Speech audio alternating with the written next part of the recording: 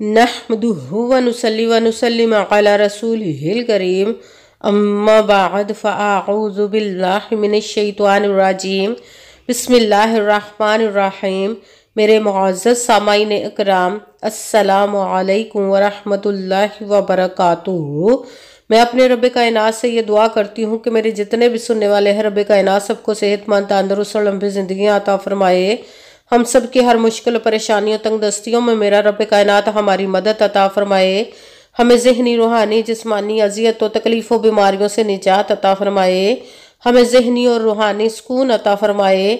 हमें बीमार दुनिया से बचा कर बीमार मदीना बनाए और जो हम सब के हक़ों में बेहतर है मेरा रब कायनात हमारे लिए वो अता फरमाए, और जो हमारे हक़ों में बेहतर नहीं उसका ख्याल भी हम सब के दिलों से निकाल दे और हम सबको अपनी रज़ा पर राज़ी रहने वाला बना दे। आमीन सुमा आमीन।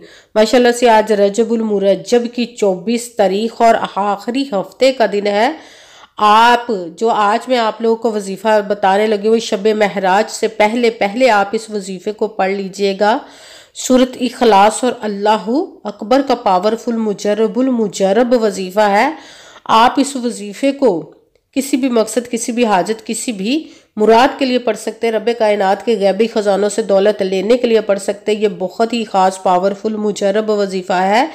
ये आपको वो जो सारी उम्र ना मिल सका इस वजीफ़े को पढ़ते ही इंशाअल्लाह उल अज़ीज़ रब कायनात के हुक्म से आपको मिल जाएगा जो आपके लिए बेहतर होगा, नेक और जायज़ होगा। रब कायनात आपको अता फरमा देगा, आपकी झोलियों को भर देगा। आप इस वजीफ़े को आज के दिन स्किप मत कीजिएगा, छोड़िएगा मत। जैसे वीडियो मिले फ़ौरन पढ़ ले। अगर फ़ौरन किसी मजबूरी की वजह से ना पढ़ सके तो इस वीडियो को अपने पास सेव कर ले। जैसे ही टाइम मिले तो आपने इस वजीफ़े को लाजमन पढ़ना। पढ़ कर देखिएगा कि रब कायनात आप पर अपना कैसे खुसूसी करम अता फरमाएगा। आप इस वजीफ़े को किसी भी मकसद, किसी भी हाजत के लिए पढ़ सकते हैं। रब कायनात के गैबी ख़जानों से दौलत लेने के लिए पढ़ सकते हैं। आपका अपना घर नहीं, घर खरीदने के लिए पढ़ सकते हैं। आपके घर में लड़ाई झगड़े रहते हैं, नचाकी परेशानी मुफलसी गरीबी है, उसके लिए पढ़ सकते हैं। आप इस वजीफ़े को आपकी औलाद नहीं या आपकी औलाद नाफरमान है उसके लिए पढ़ सकते हैं। आपके ऊपर बहुत ज़्यादा कर्ज उतरने का सबब नहीं बन रहा या आपने अपनी कीमती चीज़ या पैसे किसी को दिए वापस नहीं कर रहे उसके लिए पढ़ सकते हैं। आप इस वजीफ़े को आज के दिन आपके घर में आपकी शादी नहीं हो रही या आपके बच्चों की शादियां नहीं हो रही उसके लिए पढ़ सकते हैं। आपके पास अच्छा भला कारोबार चलता हो अचानक से बंद हो गया उसके लिए पढ़ सकते हैं।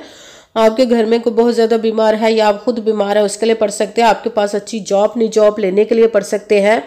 आपके घर में आपकी ज़िंदगी में सुकून नहीं है, आपके कारोबार में दौलत में रिज़्क में बरकत नहीं, उसके लिए पढ़ सकते हैं।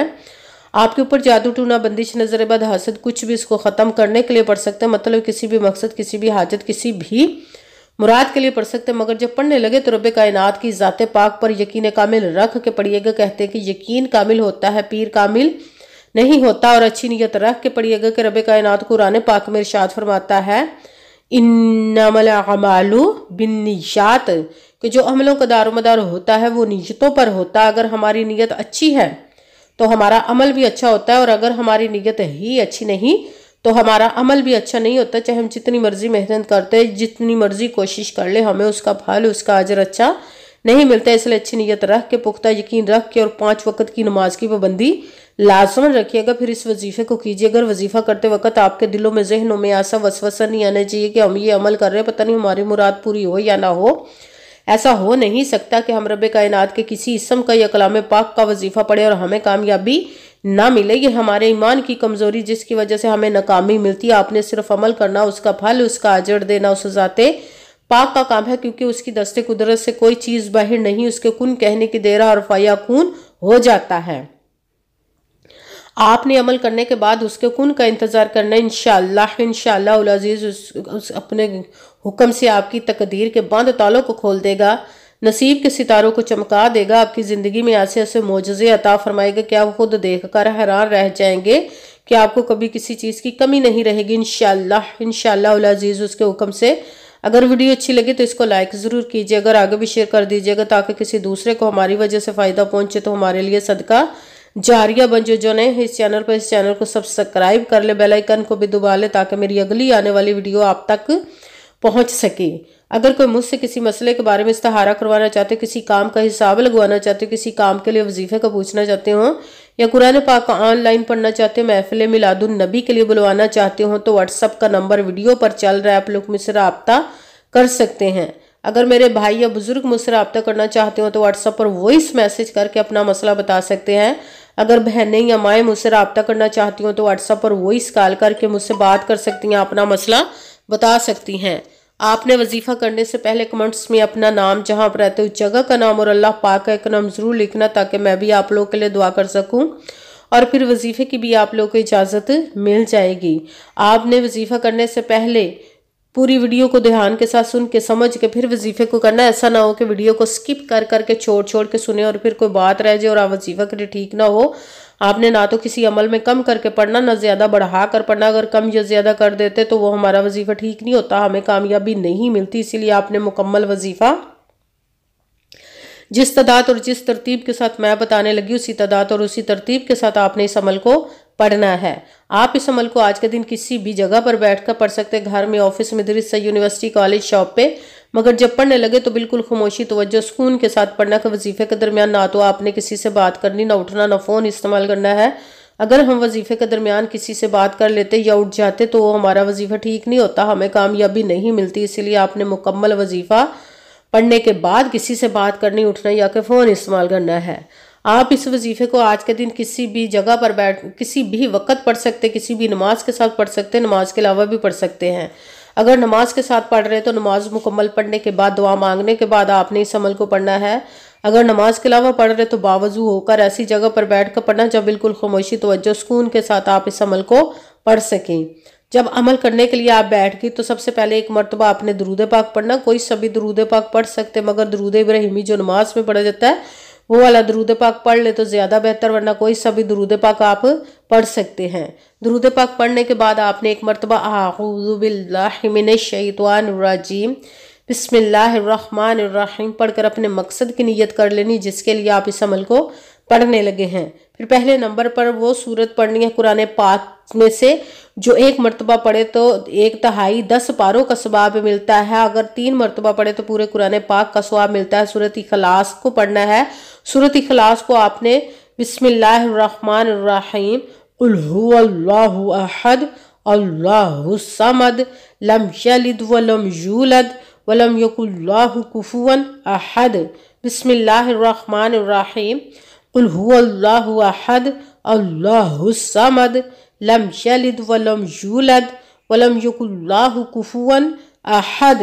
سورۃ اخلاص کو آپ نے 11 مرتبہ 11 ٹائم پڑھنا۔ پھر ساتھ ہی دوسرے نمبر پر جو وظیفہ پڑھنا ہے وہ ہے اللہ اکبر اللہ اکبر اللہ اکبر اللہ اکبر اللہ اکبر اللہ اکبر اللہ اکبر۔ اس کو آپ نے 100 مرتبہ 100 ٹائم پڑھنا ہے۔ پھر ساتھ ہی تیسرے نمبر پر جو وظیفہ پڑھنا ہے وہ رب کائنات کے 2 اسم مبارک کو ملا کر پڑھیں گے تو ایک گنا جائے گا، یا حیو یا قیوم یا حیو یا قیوم یا حیو یا قیوم یا حیو یا قیوم یا حیو یا قیوم یا حیو یا قیوم یا حیو یا قیوم۔ اس کو آپ نے 11 مرتبہ 11 ٹائم پڑھنا ہے۔ سب سے پہلے ایک مرتبہ درود پاک پڑھا، پھر ایک مرتبہ اعوذ باللہ من الشیطان الرجیم بسم اللہ الرحمن الرحیم پڑھ کر اپنے مقصد کی نیت کر لینی جس کے لیے آپ اس عمل کو پڑھنے لگے۔ پھر پہلے نمبر پر جو آپ نے وظیفہ پڑھنا سورۃ اخلاص کا بسم اللہ الرحمن الرحیم قل هو اللہ احد اللہ الصمد لم یلد ولم یولد ولم یکن له کفوا احد۔ سورۃ اخلاص کو آپ نے 11 مرتبہ 11 ٹائم پڑھنا۔ پھر دوسرے نمبر پر جو وظیفہ پڑھنا ہے وہ ہے اللہ اکبر۔ اس کو آپ نے 100 مرتبہ 100 ٹائم، نہ ایک کم نہ ایک زیادہ، پوری ایک تسبیح پڑھنی۔ پھر تیسرے نمبر پر جو وظیفہ پڑھنا وہ رب کائنات کے 2 اسم مبارک کو ملا کر پڑھیں گے تو ایک گنا جائے گا، وہ ہے یا حیو یا قیوم۔ اس کو آپ نے 11 مرتبہ 11 ٹائم پڑھنا۔ پھر وہی درود پاک پڑھنا جو درود پاک آپ نے وظیفہ شروع کرنے سے پہلے پڑھا تھا۔ جب درود پاک پڑھ لیا اب آپ کا وظیفہ مکمل ہو گیا۔ اب آپ نے دونوں ہاتھوں کو رب کائنات کی بارگاہ اقدس میں بلند کر لینا۔ سب سے پہلے اپنے گناہوں کی بخشش کی دعا مانگنی، پھر جس مقصد جس حاجت کے لیے آپ نے اس عمل کو کیا اس کی خوب دعا کیجیے گا، دعاؤں میں مجھے بھی یاد رکھیے گا، میرے لیے بھی دعا کیجیے گا۔ جزاک اللہ خیرہ۔ جس مقصد جس حاجت کے لیے آپ نے اس عمل کو کیا، رب کائنات اپنے حکم سے، اپنے پیارے محبوب کے صدقہ سے، اپنے کلام پاک اور اسم مبارک کے صدقے آپ کی تمام نیک اور جائز حاجات کو قبول و منظور عطا فرمائے انشاءاللہ، انشاءاللہ العزیز، اپنے حکم سے، آمین ثم آمین۔ السلام علیکم ورحمۃ اللہ وبرکاتہ۔